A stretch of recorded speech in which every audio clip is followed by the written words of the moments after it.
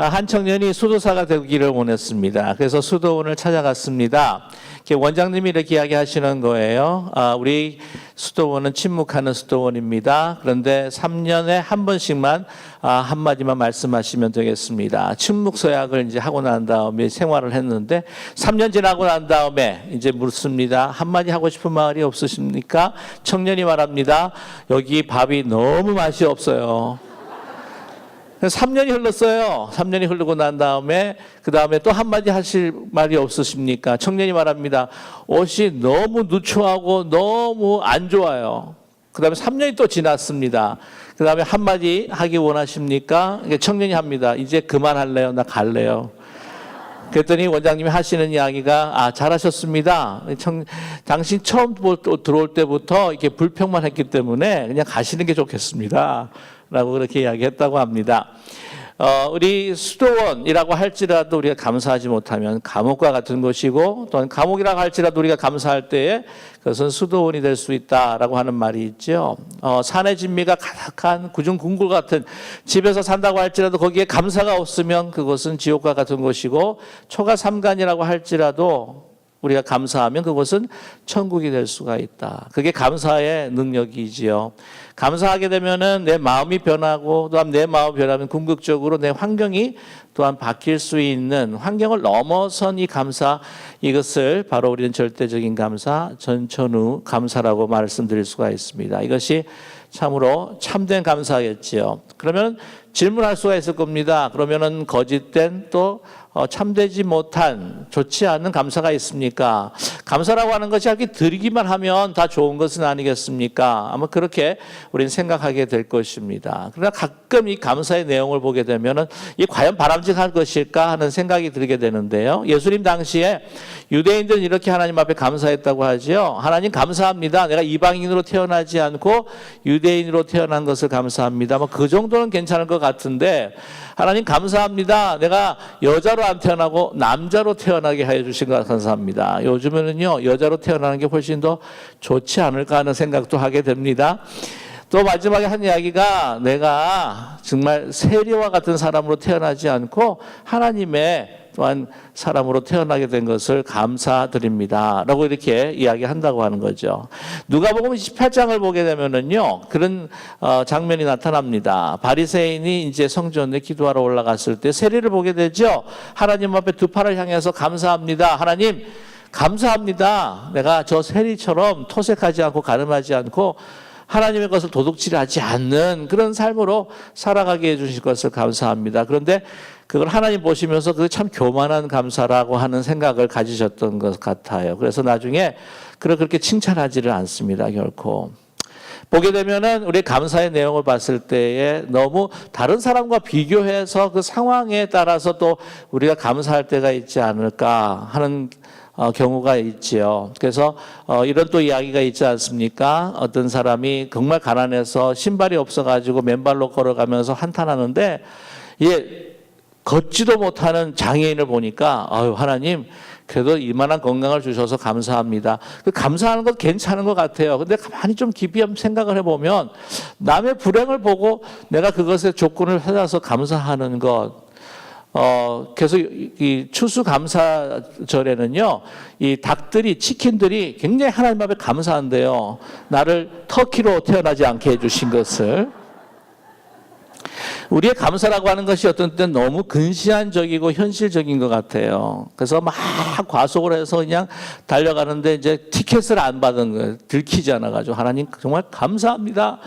그렇지 않고 이제 들켜가지고는 잡혀가지고는 티켓을 갖다가 막 300불짜리를 먹었다 그러면 막 이런 재수가 없는 그러면서 막 불평을 할 경우가 그렇게 있지 않는가. 근데 가만히 생각해 보면은 정말 이 근시안적으로 지금 현실만을 넘어서서 더 미래를 바라볼 때 하나님 내가 이것으로 인해서 좀 과속하지 않고 조심해서 좀 이렇게 잘 안전하게 운전하도록 하나님께서 인도해 주신 거군요. 라고 사실은 감사할 때에 이게 또한 절대적인 미래적인 감사가 되지 않을까. 저는 그리스도인으로 살아가면서 하나님 앞에 모든 감사를 드리는 것은 참 우리가 바람직하고 좋긴 하겠지만, 그러나 우리가 내용적으로 봤을 때에 우리 상황을 넘어선 어떤 내가 정말 보이는 현실에 감사할 조건이 없다고 할지라도 하나님 앞에 감사드릴 수 있는 절대적인 fair weather이 아니라 all season, 전천후적인 감사를 주님 앞에 드리고 기쁨을 드리는 우리 모두가 되기를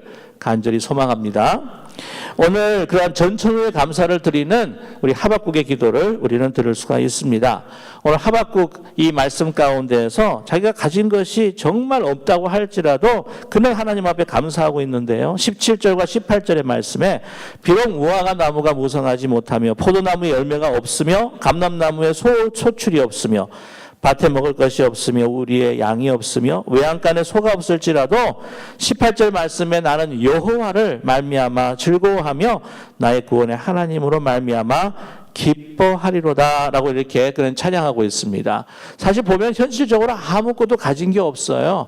이 상황을 보게 되면은 우리 한국이 어려울 때에 촉은 목피라고 하는 말 그대로 그것이 아마 그의 현실이 아니었을까. 보릿고개 넘어가는 그 어려운 상황이 바로 지금 하박국의 삶이 아니었을까. 그러나 그것에서 넘어서서 하나님 앞에 지금 감사하고 기뻐하고 하나님으로의 즐거워한다고 하는 것, 이것은 바로 절대적인 감사, 전천후의 감사라고 말씀을 드릴 수가 있습니다. 자, 이 감사를 드릴 수 있는 그 이유에 있어서 그 과정을 봤을 때에 처음부터 이렇게 감사할 수 있었느냐라고 우리가 질문해 봤을 때 결코 그렇지 않다고 하는 것이죠. 이러한 마음이 바로 생겨나는 것이 결코 아니라고 하는 것입니다. 그가 불평하지 않았을까요? 한탄하지 않았을까요? 갈등하고 고민하지 않았을까요? 다 했습니다. 오늘 하박국의 말씀이 그 시작을 보게 되면 먼저 그는 하나님 앞에 한탄하고 불평하고 하나님 앞에 어필하는 것부터 시작하고 있다고 하는 것이죠. 하박국 1장 21절과 2절과 4절에 보게 되면 그의 아주 간절한 탄원을 들어볼 수가 있습니다. 제가 읽어드리겠습니다. 여호와여, 내가 부르짖어도 주께서 듣지 아니하시니 어느 때까지리까? 내가 강포로 말미암아 외쳐도 주께서 왜 구원하지를 아니하십니까? 어찌하여 내게 죄악을 보게 하시며 패역의 눈으로 보게 하십니까? 겁탈과 강포가 내 앞에 있고 변론과 분쟁이 일어났나이다. 이러므로 율법이 해이하고 정의가 전혀 시행되지 못하니 이는 악인이 의인을 애워쌌으므로 정의가 굽게 행하여졌음이니라.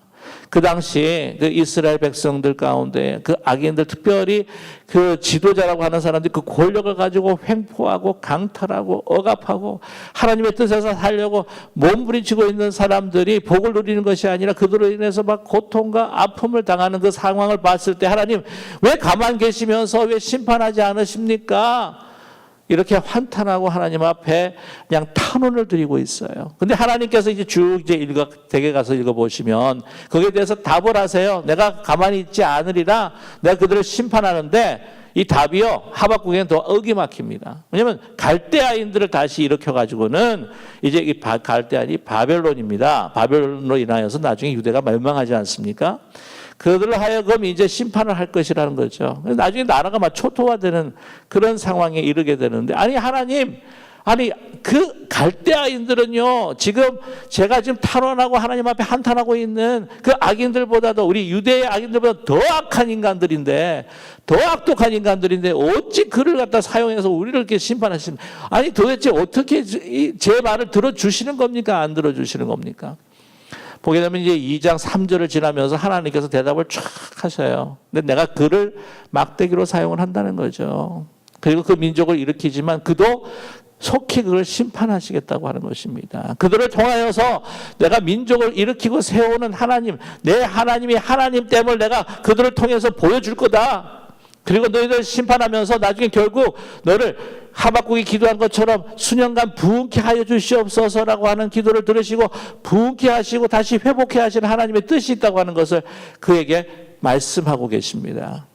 그때 그것으로 인하여서 믿음과 용기를 다시 회복하게 되는 것이죠. 하박국 2장과 하박국 2장 보시게 되면은요, 너무나 귀한 말씀들이 많이 나옵니다. 2장 3절에서 4절에 보게 되면은 이 묵시는 정한 때가 있나니 그 종말이 속히 이르겠고 결코 거짓되지 아니하리라. 비록 더딜지라도 기다리라. 지체되지 않고 반드시 응하리라. 라고 하나님께서 말씀하시면서 이 4절에 보게 되면 우리가 너무나도 잘 알고 있는 의인은 믿음으로 살리라고 하는 그 말씀이 나오는데요. 보라, 그의 마음은 교만하며 그 속에 정직하지 못하나 의인은 그의 믿음으로 말미암아 살리라고 하는 것이에요. 로마서에 나타나는 그 바울이 이야기했던 그것이 첫 번째가 아닙니다. 이미 하박국을 통해서 그 말씀을 하셨어요. 이런 모든 하나님께서 역사하시는 상황 속에서 네가 거치고 있는 가난과 이 모든 것들은 하나님의 뜻과 하나님의 계획과 역사로 인한 하나의 과정일 뿐이고 하나님께서 지체하지 않고 심판하시겠다고 하는 그 뜻이 이루어지는 것을 믿는 의인은, 그 미래의 하나님의 약속을 믿는 의인은 살리라 말씀하셔요. 믿으십니까? 오늘 말씀의 2장 13절 14절 우리가 너무나 잘 아는 말씀이죠. 민족들이 불탈 것으로 수고하는 것과 나라들이 헛된 일을 피곤하게 되는 것이 만군의 여호와로 말미암은 것이 아니냐. 이 민족을 다 그냥 움직여가고 민족을 사용하고 이렇게 세웠다 들었다 놨다 하시는 분이 하나님이신데 왜? 이유는 14절 이런 물이 바다를 덮은 것 같이 여호와의 영광을 인정하는 것이 세상에 가득하리라. 여러분 우리 찬양 많이 하죠. 물이 바다 덮음같이 여호와의 영광이 인정하는 것이 온 세상 가득하리라. 그날이 온다는 거예요. 그걸 보이시겠다고 하는 것입니다. 네가 당하고 있는 이 아픔은 하나님의 크고 놀라우신 하나의 과정일 뿐이다. 여러분 믿으십니까? 그것으로 인하여 그는 내가 의지하고 내가 바라보고 감사할 것은 내 지금 현실에 보이는 것이 아니라 이 모든 것들을 움직이는 바로 하나님 아버지라고 하는 것을 그는 깨닫게 됩니다. 저와 여러분 오늘 이 말씀을 통해서 정말 그 고통과 아픔과 한탄을 해결하고 있어요. 그래서 쉐인 힙스라고 하는 영성가가 이렇게 이야기를 합니다. 제가 읽어드릴게요. 한번 화면을 보시면서 여러분도 한번 그 뜻을 생각하시고 묵상하면 좋겠습니다. 예배의 진정성은 한탄과 찬양이 같이 표현될 때 이루어진다.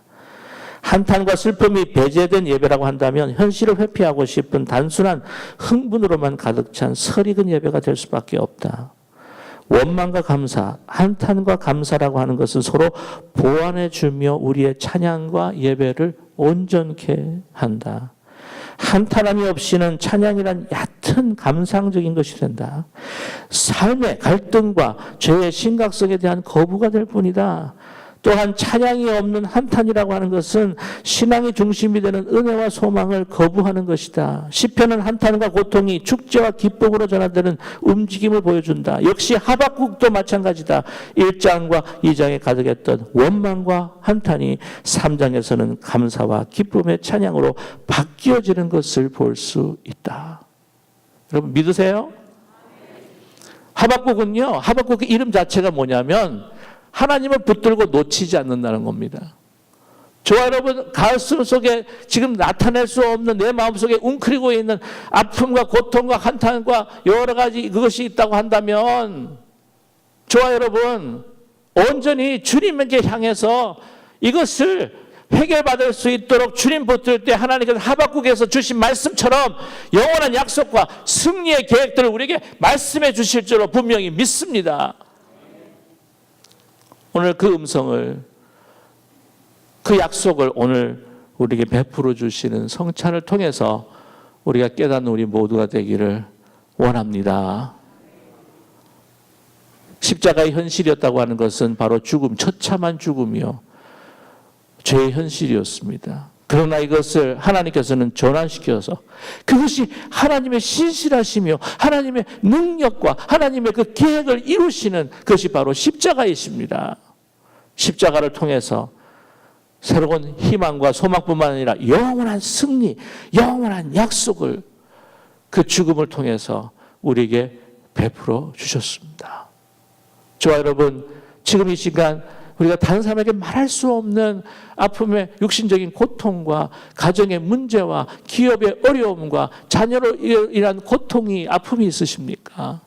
하나님 앞에 한탄하고 싶고 불평하고 싶은 게 있다면 지금 이 순간 그것들 주님 앞에 내놓고 주님 앞에 나와서 이제 주님께서 주시는 승리의 확신과 생명의 영생의 그 확신을 이제 오늘 받으시는 잔을 꼭 붙들고 주의 떡을 붙들고 하박국에서 주시는 그 음성을, 그 약속을, 확신을 체험하고 들을 수 있는 저와 여러분 되기를 간절히 원합니다. 그래서 내게 무화과 나무가 풍성하지 않아도 포도나무 열매가 없다 할지라도 외양간에 내 소가 없고 내가 우리의 왕이 없다고 할지라도 주님이 나의 삶을 하시고 나를 인도하여 주신다고 하는 주님 바라보며 주를 붙들며 내가 주님으로 인하여 내가 주여와 하나님이 나의 힘이로소이다 주님 앞에 감사하는 오늘 이 시간 되시기를 주님의 이름으로 간절히 축원합니다. 오늘 이 간절한 마음을 가지고 주님의 성찬을 대하기 원합니다.